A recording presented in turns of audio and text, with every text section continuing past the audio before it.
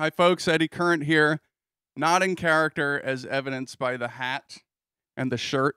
I want to thank you for letting me get some things off my chest this week about 9/11. I've been fascinated by the 9/11 truth movement for a number of years, and I think that's because I used to be a truther. I'm dead serious about this. It didn't last for long, but for a brief while, I was totally into that shit. I read all of the websites. I looked at all of the evidence. I watched all of the videos. In fact, this particular video convinced me that 7 World Trade Center was brought down in a secret controlled demolition.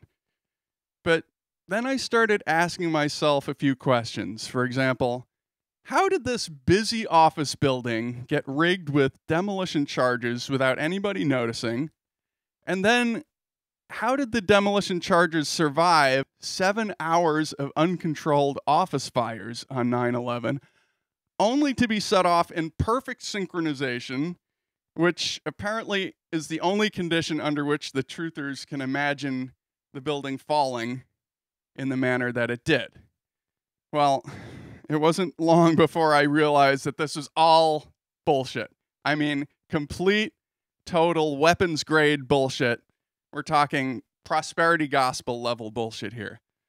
I mean, the mere fact that conspiracy websites almost never show you the 8 seconds of slow, catastrophic, asymmetrical internal progressive collapse, which is plainly observable in the full-length CBS video if you just watch it.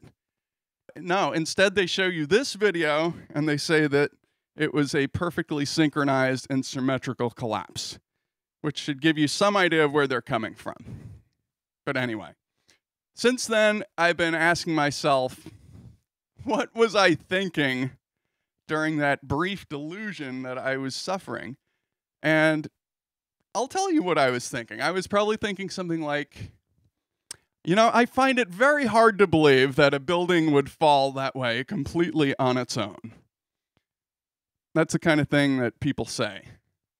But then I realized, the fact that I am personally astonished by what happened, given my extensive professional experience with 47-story towers collapsing, does not actually have any bearing on the reality of the event itself.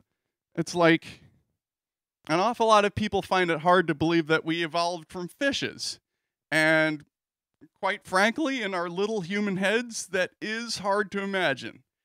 But that personal astonishment does not change the fact that biological evolution happens. And no, I'm not going to say checkmate.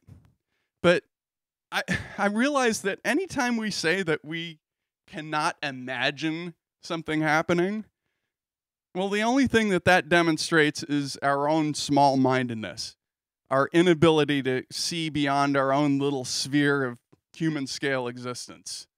It's like, oh, it doesn't seem right to my horse sense. Maybe if we're talking about huge skyscrapers falling out of the sky, horse sense is horse shit. The truther arguments, they don't even qualify as intellectual dishonesty. They're more like hanging out in the parking lot at Hooters dishonesty. It's like, they didn't test for explosives. What about that? Yeah, well, they also didn't test for termites. But that doesn't prove that they should have called Terminix. But it seems that that's all the truthers have. What about this? What about that? What about Larry Silverstein? What about the fireproofing? What about NORAD? And then, of course, NIST admits freefall. What about that?